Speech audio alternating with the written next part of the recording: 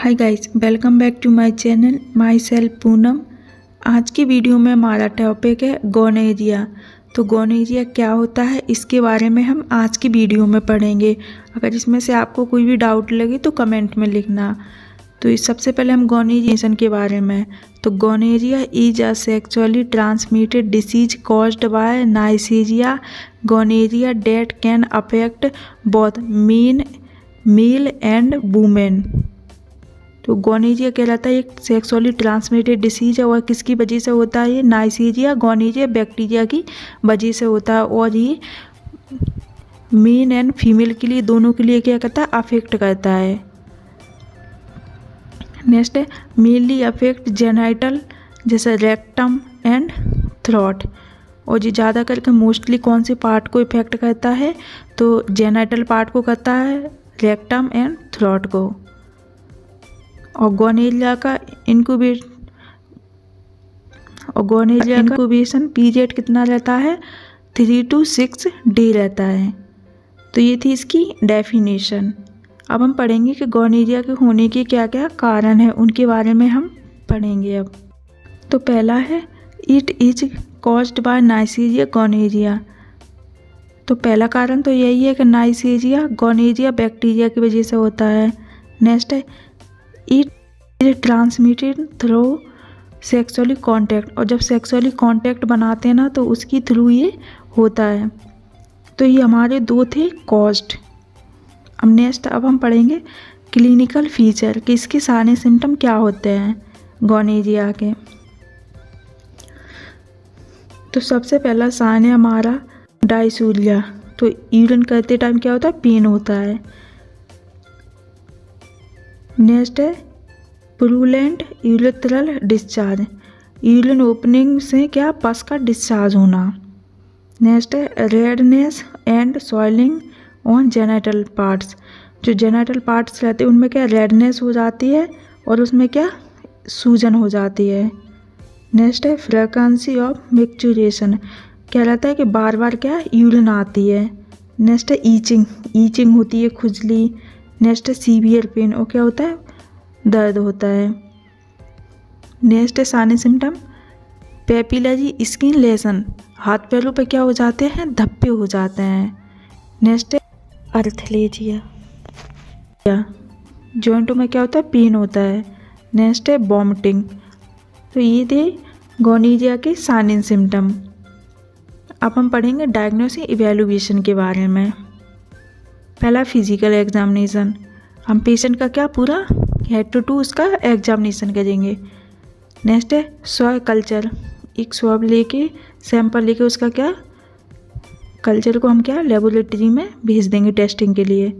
Next है CBC complete blood count. Next है urine culture test कराएंगे हम उसका।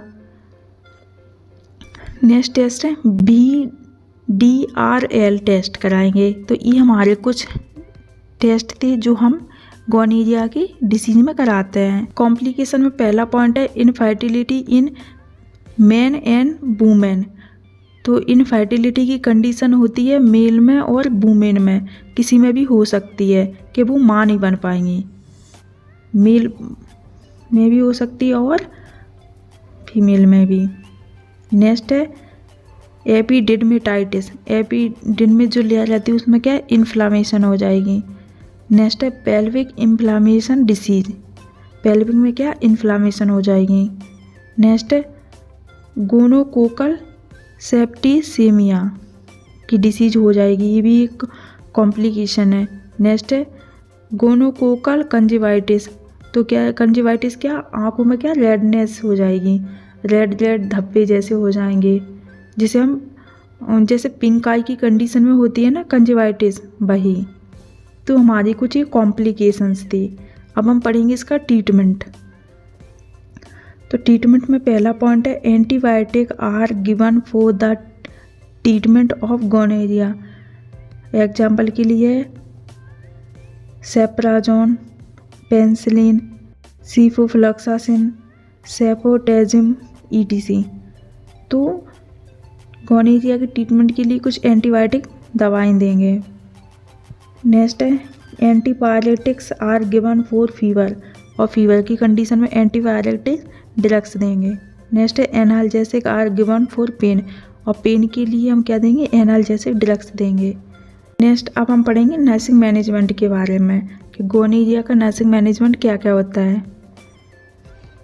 तो पहला है the patient regularly body temperature is note and TPR chart is prepared. तो पेशेंट का क्या रेगुलर उसका टेम्परेचर चेक करना है और उसको नोट करना है, और उसका TPR टेम्परेचर, पल्स और रेस्पिरेशन का एक चार्ट प्रिपेयर तरीके से अच्छे से बनाना और प्रॉपर उसको फिल करना है। नेक्स्ट पॉइंट है the patient is given all the medicines prescribe by the doctor, और डॉक्टर ने जितनी भी मेडिसिन प्रिस्क्राइब की है उनको प्रॉपर तरीके से क्या देना है, उस पेशेंट को देना है। नेक्स्ट है personal hygiene of the patient should be maintain, और पेशेंट की जो पर्सनल हाइजीन है उसको क्या अच्छे से मेंटेन करके रखना, अच्छे से साफ सफाई से रहना है।